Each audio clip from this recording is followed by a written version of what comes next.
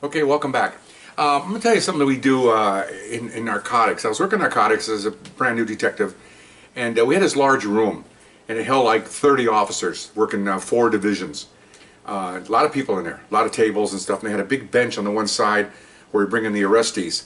And the biggest thing in those days, and it kind of still is heroin users. Call them hypes, because they basically go out and they don't have jobs, none of them, thousands of them in the city, I'm sure, maybe more than that. And in order to support their heroin habit, they have to steal.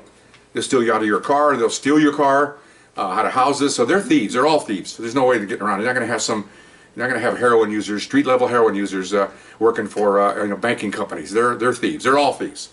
So when we arrest these guys, and we call hype sweeps, and they'll come in later. We'll arrest 2 or 3 at a time.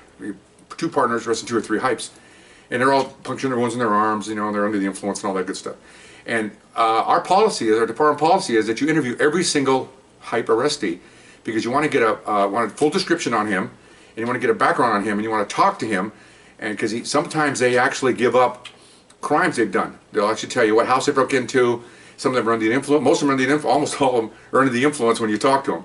So we use that against them to have them tell us who they broke into or where they stole. So it's important that we, as narcotic detectives, interview these people. All of them. Every one of them has to be interviewed.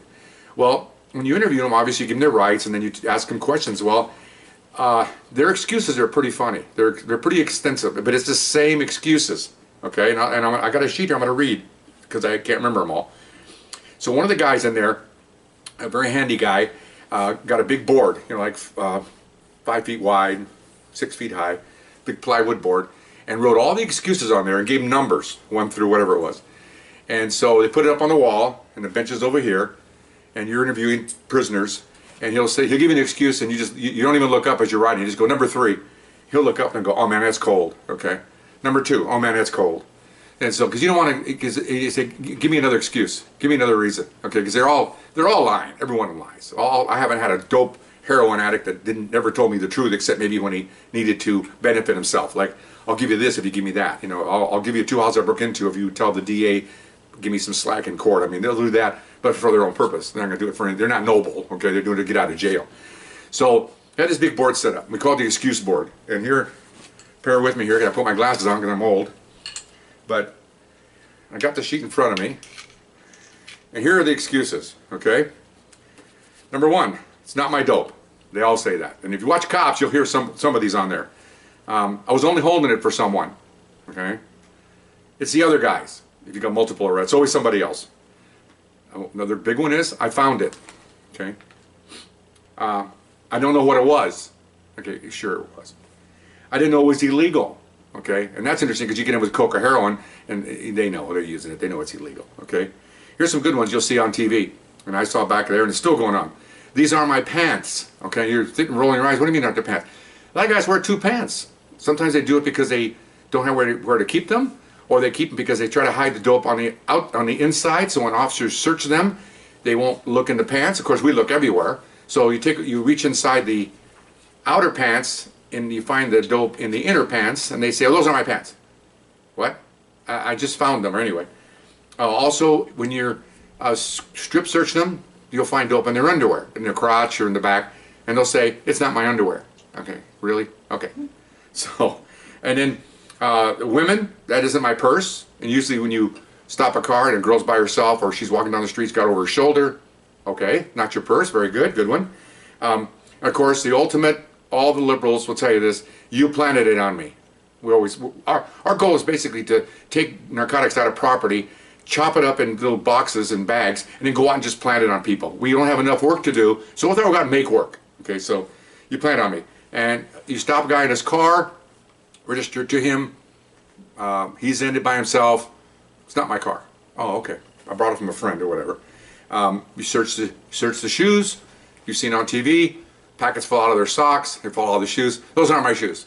Okay. These sound stupid, but it's ongoing. And of course, the obvious one, I wasn't driving, even though you watch them drive. They'll get out and run in foot pursuits, and then you come back and I wasn't driving. And you say, well, he saw you driving. Well, he's lying, meaning us. Okay, fine. And then you have, when they're under the influence, we examine their puncture wounds, we take urine from them, we check their eyes and all that stuff too for our evidence for court. And this is the excuse you get when they're under the influence and you ask them, you know, what's going on? Why are you so high? Okay, I'm not high. Okay, that's their excuse. I'm not high. Well, you know, that's arguable in court. I don't use. Get guys with puncture wounds, all this stuff, refuse urine samples, all this different stuff. I don't use. Yeah, fine. Okay, me officers are making a mistake. You are making a huge mistake. Okay, well, fine. You can go to court. That's what you have the right to. We'll figure it out in court. Okay. I just got scratched. Okay, because usually we check their arms, you check their neck. I got scratched. And sometimes you get a guy with a puncture wound in his arm. He's got a puncture wound here on his carotid, and he says he got scratched. Well, those aren't scratches. Those are puncture wounds from a needle. You know, I think laymen can figure that out. A scratch is a scratch, and a puncture wound is a puncture wound. Okay. I was in a fight. That's one. That's why they can argue about their knuckles being popped open. Well, they don't shoot heroin in their knuckles. Oh, got news for you. Or their elbows. They shoot heroin inside here. Okay, and here.